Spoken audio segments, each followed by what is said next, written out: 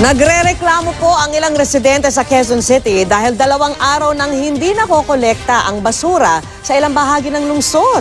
Epekto raw yan ng pansamantalang pagsasara ng Payatas dump site. At nakatutok live si Susan Enriquez. Susan!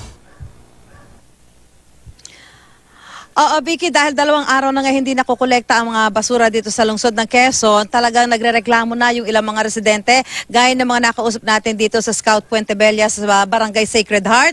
Ang kanila kasing basura, umaalingasaw na, nilalangaw pa. Umaalingasaw na ang isang punto ng basura dito sa Scout Puente Bella, Quezon City. 2 araw na raw kasing hindi nahahakot ng garbage truck ang basura. Nag-aalala tuloy si Marjorie Hermosada, lalo't maraming bata ang naglalaro sa lugar kung saan nakatambak ang basura. Kailangan na tayo tanggalin to eh. Oo, kasi yung mga bata naman dito pinsan naglalaro. Mayang hapon nandito na yung mga bata naglalaro.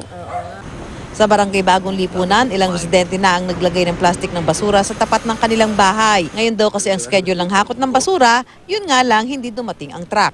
Isa naman po natin itatapon ng mga basura natin. Saan nila dadalhin yan? Mangangamoy po yung basura namin pag hindi kinuha. Kasi naka-schedule na po sana yun. Dapat nagsabi sila ng kung kailan para hindi kami naglalabas ng basura. 2 araw nang hindi nakolekta ang basura sa lungsod dahil pansamantalang sarado ang Payatas.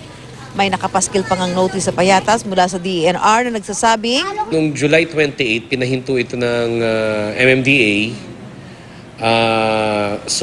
Pero continuous pa rin yung tapo namin doon dahil wala pa yung official order. But until I think 2 days ago, sinabi na hinto na talaga. pero makakakolekta na raw muli ang Quezon City ng basura. Nakakapagtapo na raw kasi muli sa Rodriguez Rizal at Bita sa lungsod ng Maynila. Ang muling operasyon ng Payatas kailangang aprubahan pa ng Department of Environment and Natural Resources at posibleng araw permanente ng ipasara ang Payatas dump site ngayong taon. Sinasabi ng ADB sa Quezon City Government na kailangan isara na yung Payatas dump site na yun, yung controlled sanitary landfill na yun, by the end of this year, December. Okay, so doon din. Doon na ending. Baka napaaga lang ngayon, no? Ang pakiusap ni Mayor Bautista, ayusin ang mga itatapong basura dahil ginagawa naman daw lahat ng pamahalaang lungsod ng Quezon ang paraan para makolekta ang mga basura kahit papansamantalang isinara ang Payatas dump site. Biggie? Maraming salamat sa iyo, Susan Enriquez.